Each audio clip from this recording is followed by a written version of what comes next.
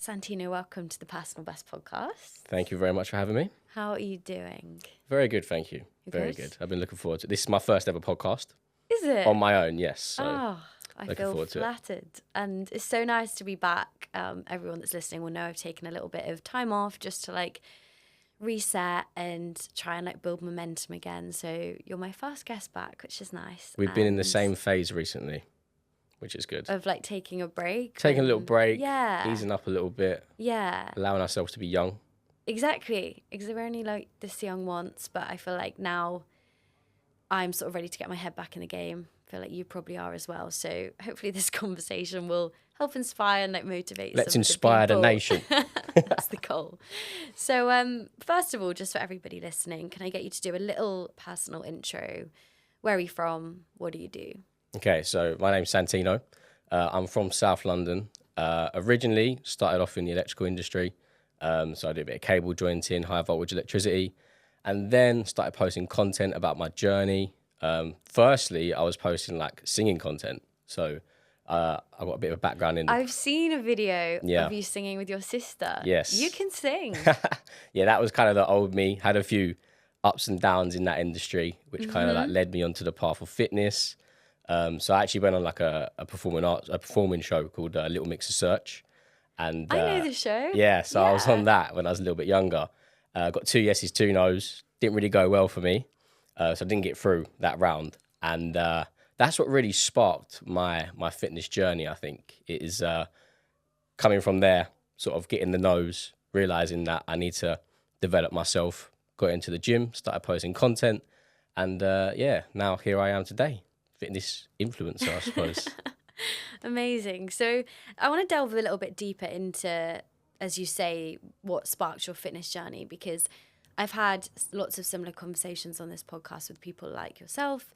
And I always find it so interesting to learn about people's personal journeys with fitness and stuff. So you say, obviously, you were quite interested in singing and doing the show. My friend's ex actually won that show. Oh, really? Yeah. Nice. So He done better than me then.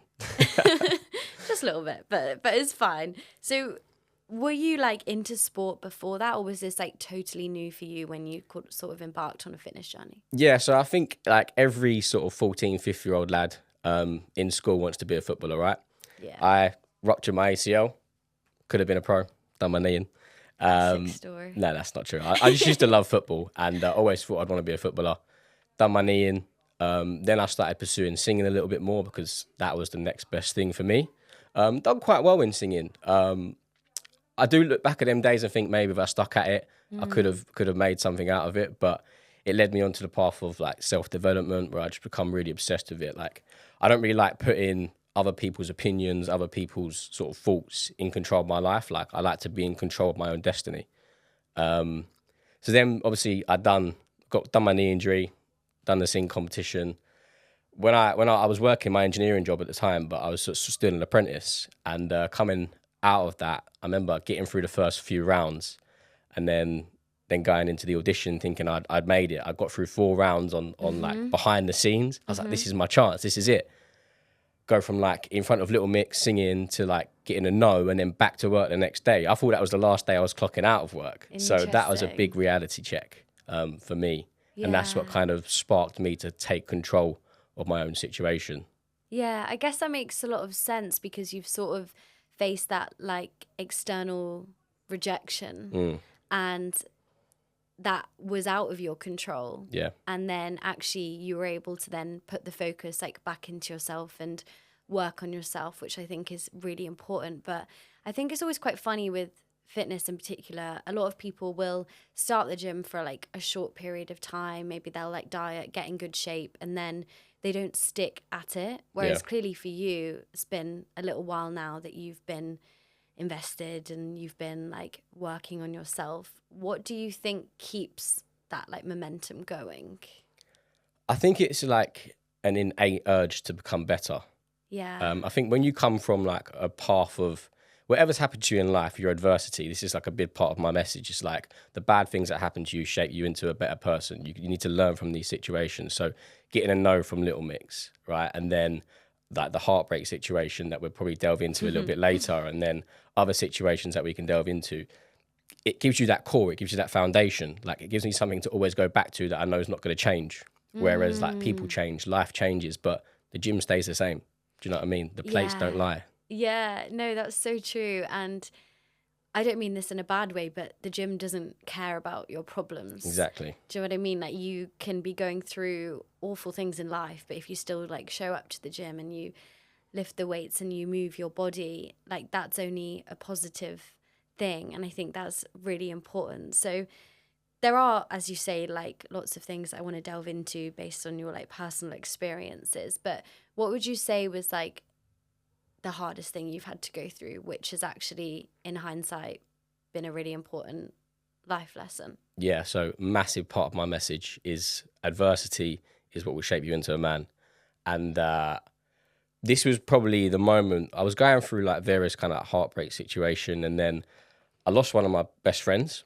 And that time where I was already feeling low, and then like this just brought me even lower. And I remember sitting on my stairs, and I was posting a little bit of fitness content here and there, but I weren't really taking it seriously. I wasn't being very consistent.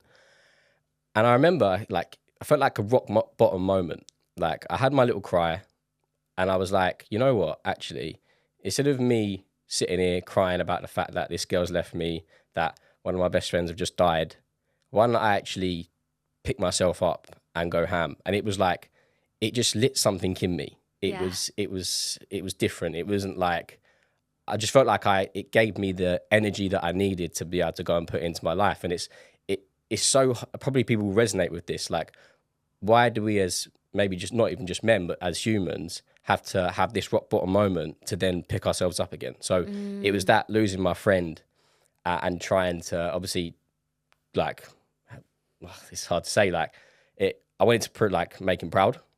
So yeah, like just went ham with content, got really structured, and then started living with intention. And yeah, got me here today. That's so interesting. And I feel like what you're saying there chimes in with a lot of what guests on this podcast have previously said. I've spoken to multiple people who've gone through real hardships in their life. And as you say, have hit that rock bottom moment where I guess you have a realization of like, life can't really get much worse right now.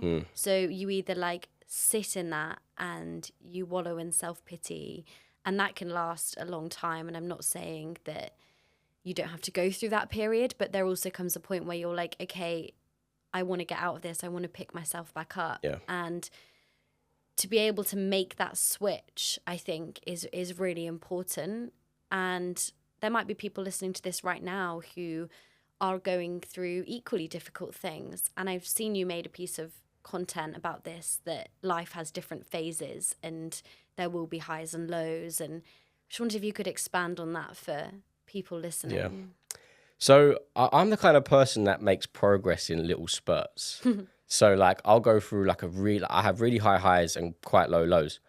And I think people will look at people on social media and think that they're always flying. Like people will see that I got to 50,000 followers in a year and they'll think, oh, you're flying, your life must be amazing. It's like, well, no, I still get up, the sun still comes up for me. And I'm not saying like I'm this A-list celebrity or anything like that, but it's like, we're all people. We all go through good phases. We all go through bad phases. And it's the people that live with intention, right? So even though I might not be feeling my best, and one of my mentors, the best present that I've ever got from my birthday, and it was literally a daily planner.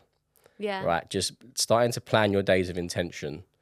It just goes back to like having these phases. Okay, you might not be feeling good, but I've still got my day plan tomorrow. I'm still going to tick the boxes, regardless of how I feel. And I think that's what separates you from being a mediocre person and actually having a really great future. Definitely. And I guess that's like a really useful piece of advice, because for somebody who does feel like maybe they're hit rock bottom or they're in like a real low ebb at the minute, that's a practical thing that you can do to try and like keep pushing forward, even if that's like really small steps. And I had a great conversation with a guy called Daniel Dargan on the podcast, and he said a similar thing to you, which is we should operate with vision and not circumstance. Yeah. And in that way, it's like, okay, if your vision is clear and you know who you want to be and what you want to do, then obviously life is going to come at you and throw curveballs at you, but you're not just going to respond to that because you're clear about your goals. Yeah. And I know that it's like so much easier said than done. Like often I find myself on these podcasts like saying motivational stuff, and then I go away and I do the opposite. 100%. Like I recently had a bit of a low phase, kind of before I took a break with this podcast, where nothing in my life seemed to be like working that well, and I just wasn't feeling that good.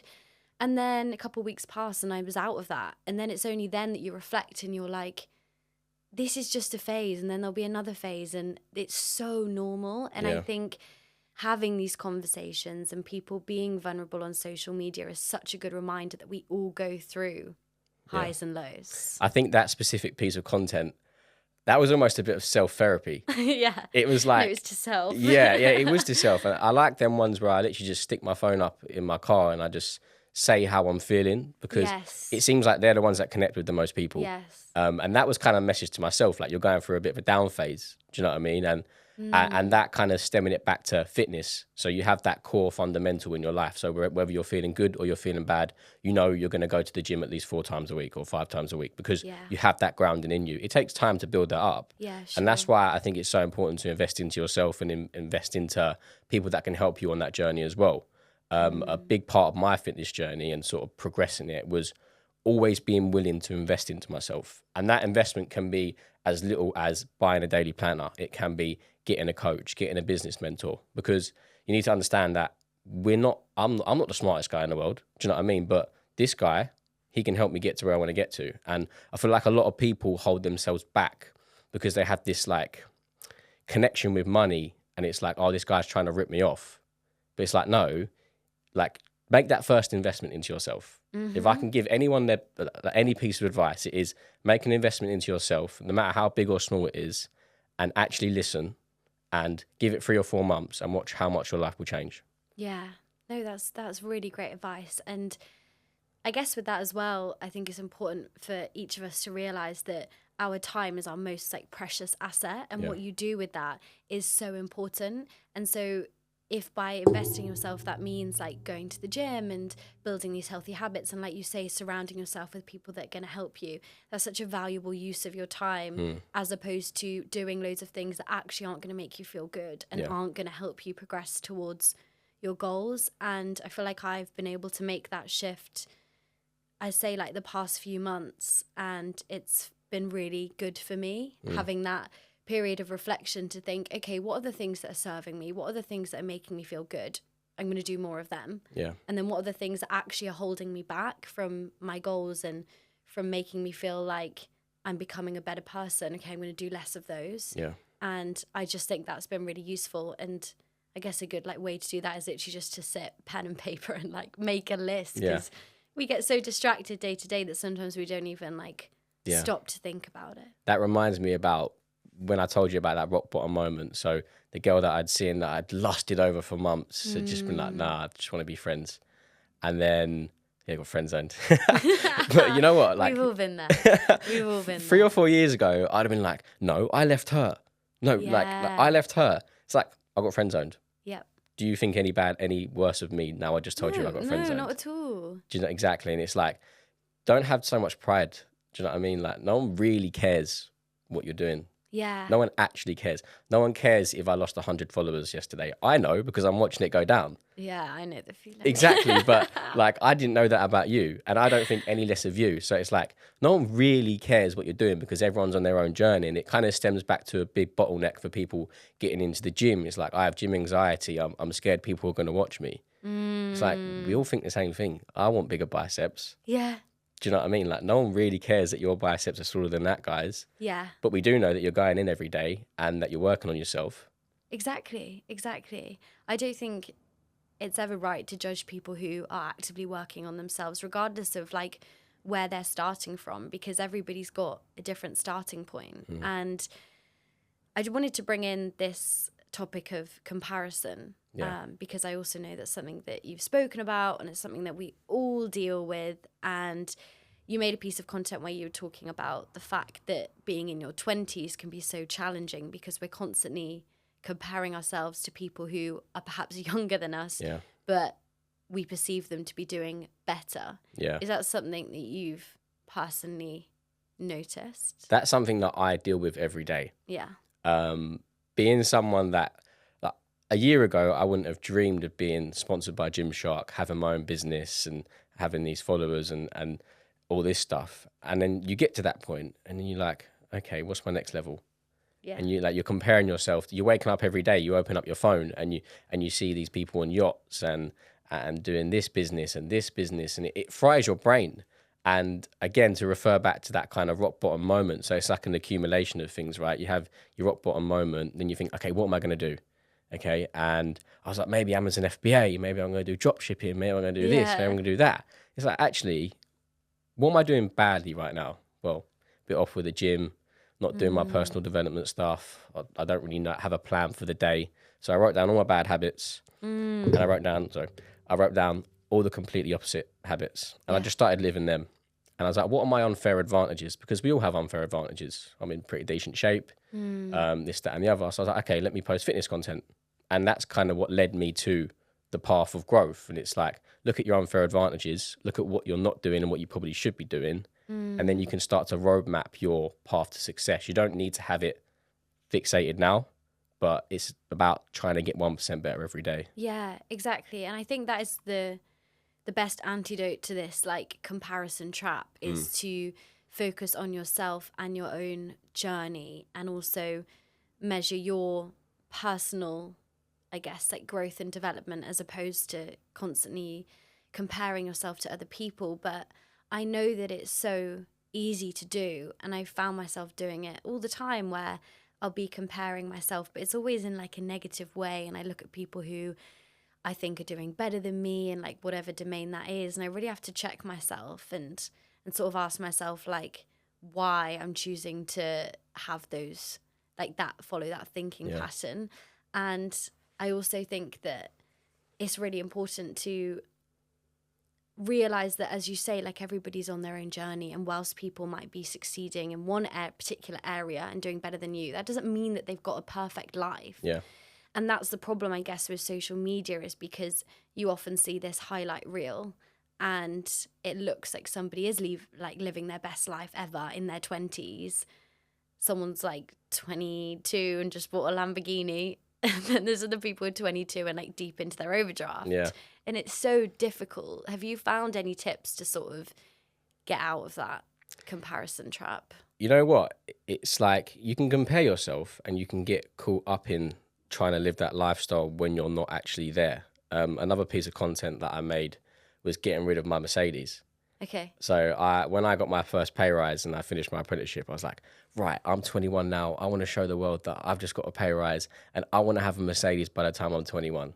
And then I read a book called Rich Dad, Poor Dad. Yeah. And then I read The Physiology of Money, literally 2 weeks later.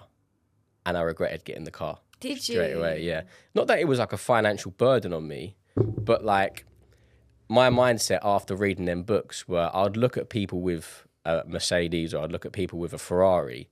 You don't know that they're rich, right? But this book, The Physiology of Money, they said, all you know about that person is that they are £250,000 poorer because they have that Ferrari. You can finance these cars now. And like, it's the illusion of someone's success that can really deteriorate people's mental health and think that they're behind. So it's like accepting that accepting the position that you're in and actually working your way out of it instead of trying to finance your way to the hill and act like you're that person. Yeah, exactly. What is that quote that's like, we buy things we don't need with money we don't have to impress people we don't really care about. Exactly. And it's so true. And maybe for you, like getting that first car, like it was a bit of a status symbol, and fair enough. Like it's good to reward yourself with things. Obviously, if you've like worked hard, you've got this pay rise, but maybe if you'd like done a bit more self-reflection and thought about like, actually, why do I want this? Like, why do I feel the need to get this? Maybe you wouldn't have like made that decision, or maybe you had to get the car to actually realize that it didn't give you what you thought it would. Yeah. And it's like you can finance a Mercedes £400 a month, and then you've got to pay for insurance £100 a month. Yeah. And you've got to fill it up. So all of a sudden, like you're paying like nearly £750 a month for a car that you think people look at you and want to be like you. They don't. They just look at you and think, oh, I want that car. They don't care who's driving it. That's a really good point, actually. Yeah, exactly. Yeah, they don't care who's actually driving it. Yeah. Yeah, that makes so much sense. I used to work in quite a fancy restaurant, and there was always like expensive car parked outside, and never once did I pay attention to who was actually the driver. Exactly. Yeah, interesting. And you take that money. So I want this message to go out to like 20-year-olds, 19-year-olds that have just got a pay rise, okay? Let's say £700 for everything all in. You can go on a holiday every month for that amount of money. Or if you're even smarter and you read Rich Dad Poor Dad a few years earlier, you can invest that money. And then you can start to learn that money actually makes you money. And these cars, these depreciating assets, all they're going to do is keep you in the state that you're in now, because you're not happy with your current lifestyle and you think that that material item is going to make you feel any better. But realistically, as humans, we just want to be free. We just want to go and see the world. We want to be free. We want to be able to do whatever we want. And that thing is going to hold you down. It's going to bottleneck you. Yeah. I think that's really solid advice. And I'm sure there are a lot of young guys who are in a position where, you know, they have enough money to afford like a few designer clothes or the new shoes or something. But then, you know, you get to the next payday and you're like, oh, I don't have enough to like make it to the next month. Like, we've all been there, and I'm not saying it's easy, but I think that is a really good piece of advice. So I want to circle back to the topic of relationships. Okay. And something you said that I thought was really interesting is that one of the best things that can happen to a man is going through heartbreak. Yes. Just wanted to see if you could expand on that. Normally when a man goes through heartbreak, it's because the girl has left him for the bigger, better deal, right? So there's always going to be a guy that's richer, stronger, bigger biceps than you. And if you do get left by a girl, and I've made videos about this, and guys will message me and they'll say, oh, my girl's left me, I don't know what to do, this, that, and the other. I was like, what did you do with your girlfriend when you was with her? Oh, we'd just go for food, we'd eat on a Friday night, order Domino's, not really do much. It's like, okay, so you weren't really working on yourself then, was you? He's like, how long was you with her? 3 years. I was like, what's changed in those 3 years? Well, maybe I've put on a little bit of weight, haven't really worked on myself. So it's like them combinations of what you're actually doing with that person. So you chose the wrong person, and that person's left you, and she's left you in the same position you was in, or maybe even worse than 3 years ago when you first met them. So you haven't developed over 3 years, and you've got your heart broken. And if you make that realization, like, I haven't developed and I am heartbroken because this person has left me for someone that maybe stayed single, maybe worked on themselves a little bit more, you need to look at it and go, okay, I'm heartbroken. I feel really bad about myself. I need to do something about it. You can make two decisions, right? You can go down the route of, I'm going to go out every weekend. I'm going to try and find someone new. I'm going to get drunk. I'm going to do this. Or you can get into the gym, get a gym membership, work on yourself, work on your money, save a little bit more. And it's that realization that this person has left you for potentially someone better. And if you don't go on that self-development journey, you're probably going to end up in the same situation again. And that adversity, that heartbreak, it's like energy. Do you know what I mean? I've been there myself. And that energy, similar to when I lost my friend, like in life, we're going to have ups and downs, right? I lost my friend. I had a bit of a rise. I met a girl, had a little bit of a heartbreak situation. That gave me the extra energy and motivation to then go again. And like, heartbreak is so good because it makes you self-reflect. And if you don't reflect upon yourself in the situation when you have been heartbroken, you're probably never going to move forward. Do you think, I'll say honestly, like, I've never truly had my heart broken. In most relationships, I've been the dumper. Okay. Which sounds harsh, but I feel like... Pretty privileged. I feel like in a way, it's difficult in its own way because it's really hard to be the source of someone else's upset. Yeah. And it does make you feel like a pretty shitty person, even if you try and go about it in like the nicest way. But I do understand that getting your heart broken is probably 10 times harder because it wasn't your choice. Yeah. And someone's made a decision that you perhaps don't agree with. So from your experience, I wonder, maybe as a guy as well, when you do get broken up with, do you think it feels like a bit of a hit to your ego, which is why it's difficult? Potentially. I think like the dynamics for guys and girls are a little bit different though. So, for example, a guy that gets his heart broken might not have many options. Do you know what I mean? And there's like the top 1% of males nowadays that have the pick of the litter of most of the ladies, right? And then there's the other guys. So like a lady breaking up with a guy, she could post a story on Instagram the next day and have so 5 date when options. Someone's become single, isn't it? Exactly. So like you could post a story, clearly being single and you'll have 5 date options. Whereas a guy who hasn't worked on themselves for 3 years, who may be a little bit overweight, who may be like is a little bit scruffy because he's allowed himself to get comfortable.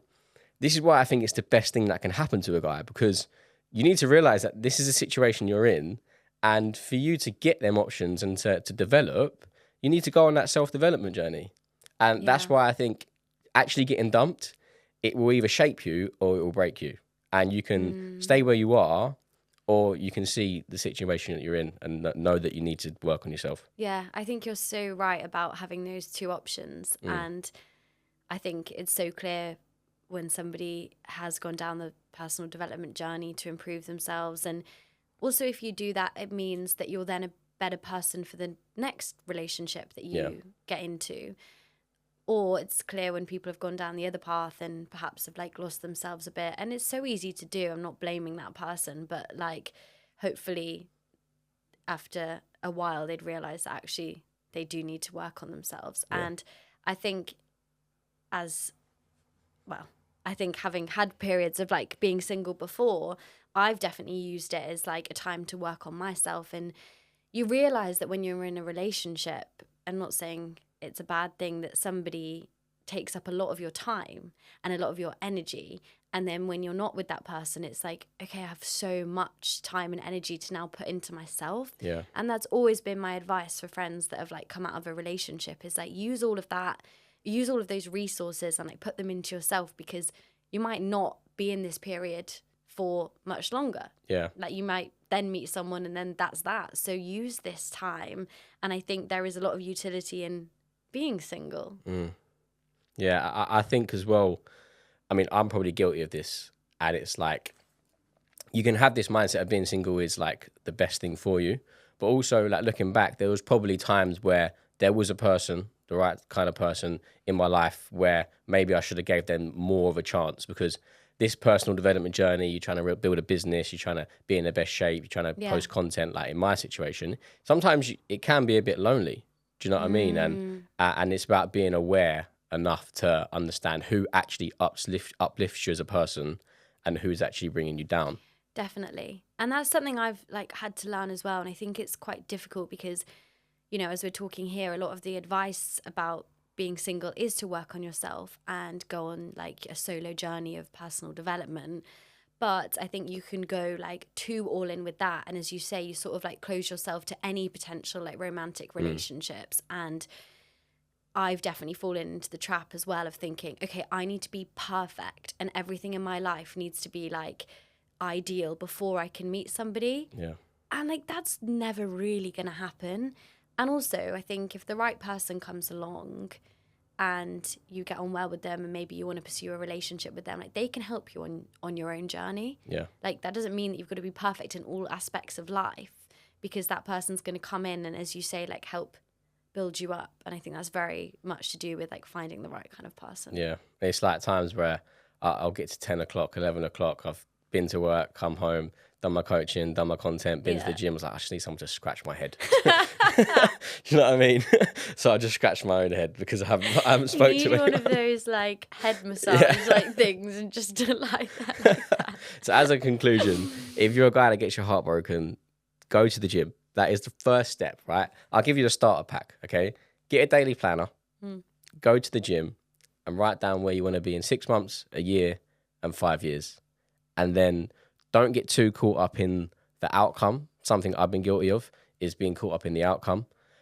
Get caught up in kind of what you need to do every day. And that's why it stems back to the daily planner, because you can set yourself up every day for success. And the compound accumulation of little steps, little daily habits, meditation, planning your day, going to the gym, drinking enough water, you stack up the wins. And I'm not this really successful guy, but every podcast or book that I read, listen to, they all go back to stacking the daily wins. Yeah, 100%. 100%. And I think it's so clear when somebody has invested time in those things as well and taken time to like actually understand themselves and become aware of their own like behaviors and mindset. It's so obvious to me when someone's like done the work, whether that's like a platonic or romantic relationship. But I guess we're like similar ages and everything, and we've grown up in the same time. What do you think are some of the like issues with current modern dating? Options. Too many options? Yeah, everyone's got options. Like Yeah. Instagram's a showreel for your next option, right? And again, like linking back to like comparing yourself to others' success is you can compare yourself to other people's relationships, and maybe you think that there's something wrong with your relationship.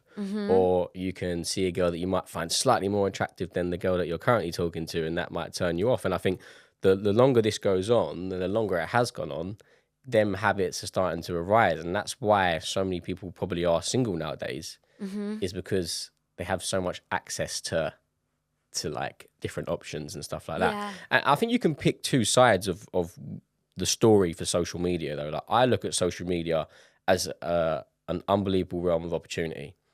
Back in the day when I didn't post content, I used to look at it and try and get my next date.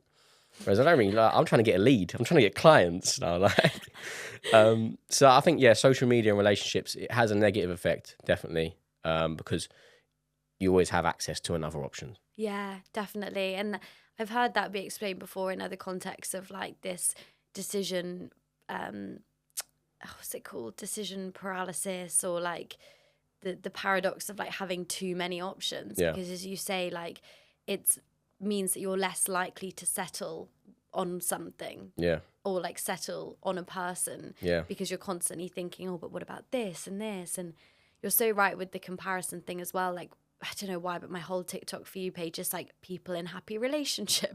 It's just the algorithm is like feeding me more and more of this, and I'm like, I'm so alone. Cookies are so strong nowadays. They just seem to know exactly what you're thinking. I need to like change it. I want some more like funny like dog videos or something. TikTok just knows how I'm feeling. TikTok is like my personal diary at this point. But no, I think everything you said there is super interesting, and like I definitely relate to a lot of it. So obviously you're a pretty busy guy in terms of like your work and your social media stuff and coaching. I wondered at where you're at now, like what are your future goals? What sort of things are you working towards? Freedom.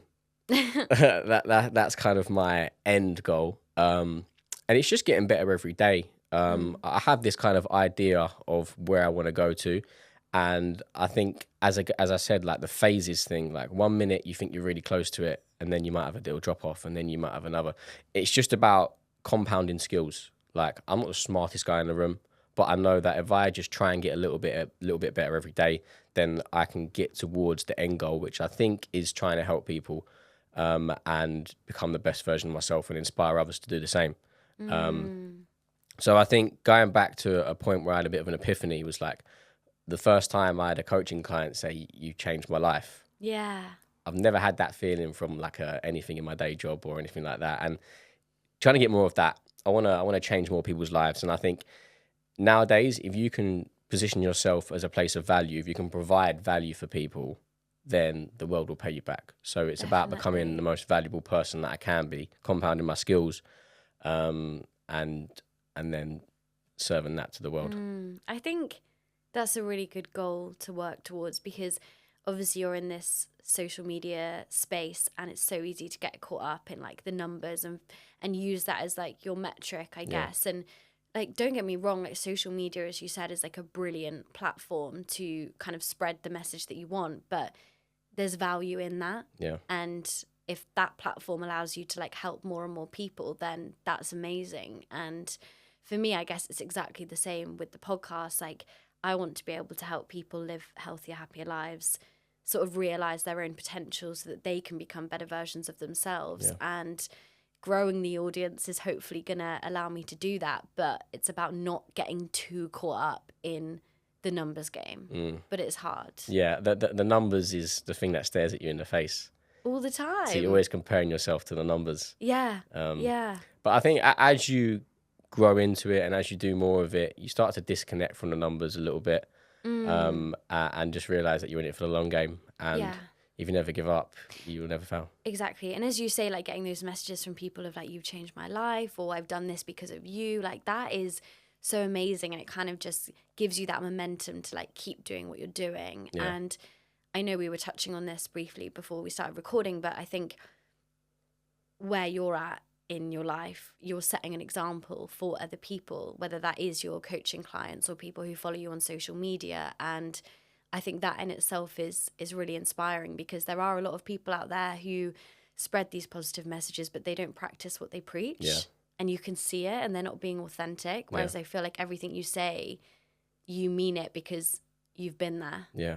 Like you've done the work, you're doing the work, Yeah. and that's quite clear to people. I feel like maybe I've capped at like my creative spin now. So I suppose the next phase for me is taking a bit more of a risk and going and getting a little bit more life experience, right? So you get yourself to a point where like it's like, what way do I go down? What route do I go down now? It's like this is good, but nothing's brilliant, nothing's great. And I think to get to that next level of greatness, you have to take a risk. Like you listen to a lot of people's like stories who have made it to the end goal that you think that you want to get to. At some point, they took a risk. Yeah. That's the next stage for me. It's do you know what that looks like for you? Yeah, I do. It is kind of positioning myself where I have my back up against the wall, and I don't have the comfort of a regular income, maybe from the job, and then being like, right, I actually need to make this work now. Otherwise, what am I going to do? Exactly.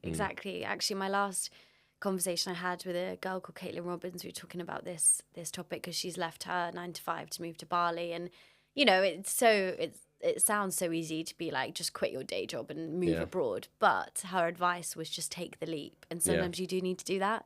And it's fucking scary, but like, just do it, see what happens, and either like regardless of the outcome, it's going to be a learning experience. Yeah, for sure. So I end this podcast asking everybody the same question. I don't know if you've heard it before, but if you had to share one piece of advice to help people achieve their personal best, what would it be? Live with intention. Yeah, that is my motto. Live with intention. Get a daily planner. Like I've said it 3 or 4 times now. Plan your day with intention. Have a little bit of a goal of what the outcome is. And if you work towards it every day, you'll get closer.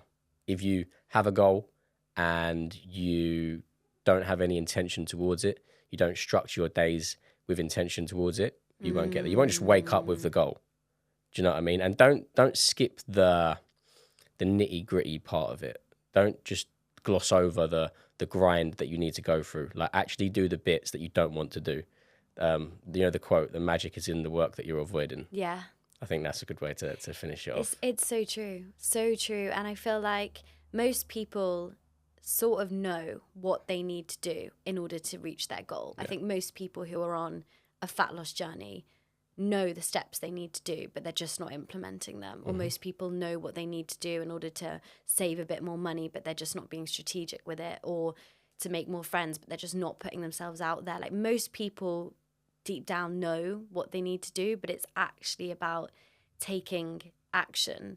And that's the most difficult part. And one of my like pet peeves is when people say they're going to do something. Yeah. I'll give people like a grace period. Like I'm all for hearing about ideas and I love talking about like future goals, but it gets to a point where it's like the boy who cried wolf. Yeah. Like I'm going to do this.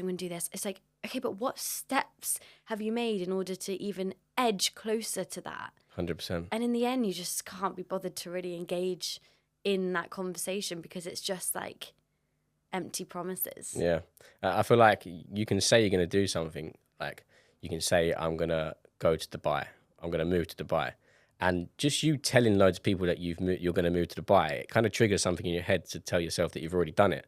Yes. So it loses the motivation to then go and do it internally. And I've been guilty of it in the past where like I've said things that I'm going to do and I've told 10 people, I don't end up doing it. It's because I think I've done something psychologically to my brain to tell me that I've already done it and I've lost the motivation to do that thing. Exactly. It's like you're telling yourself the story and it's like, because you can imagine it feels like it's already happening and it's real and it's like, doesn't really work like that. But no, I think that is a really, really good advice to people. But I guess one question I would have, and I think about this a lot, is it's very easy to say like work towards your goals and stuff. But what about if people are a bit directionless? Like, was there ever a point where you weren't sure of what you wanted to do?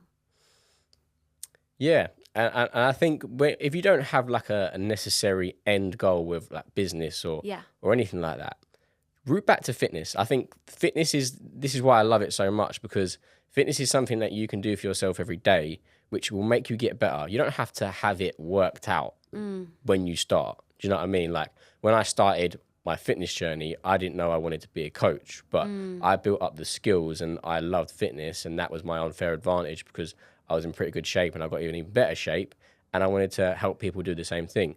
So get yourself fit, get yourself healthy, especially as a guy, and then work from there. Yeah. Find your interest and try different things.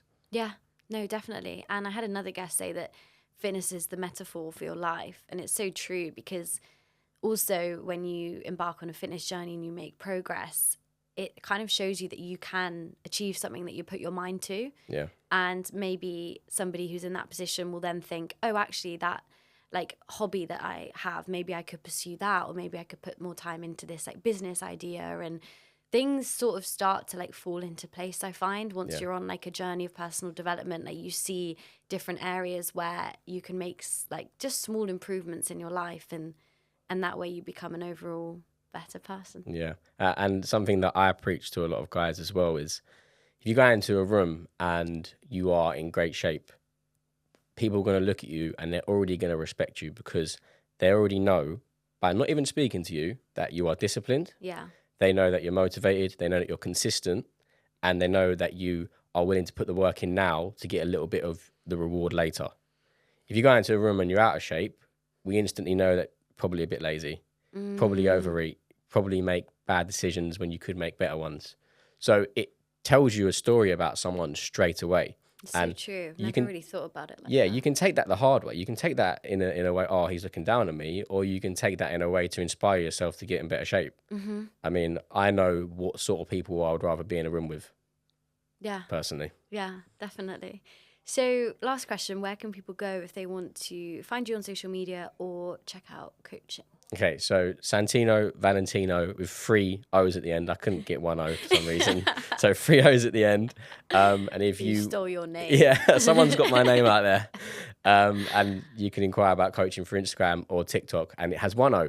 So I've got my name on TikTok. That's good. That's good. I love that for They're you. my social handles. Nice. Well, thank you so much for today. I feel like this has been a really good conversation, and I would encourage anybody who doesn't already follow you to drop a follow, because obviously you do share like fitness content, but as has been clear in this conversation, you also share a lot of like valuable advice, particularly to young men, that I think is often like missing in this space. So thank you. Yeah, I think you're doing good, and all the best with the future goals. And I'm absolutely sweating. It's so hot in here. It's so hot in here. So we're going to go. But thank you so much again. And thank you, everybody, for listening.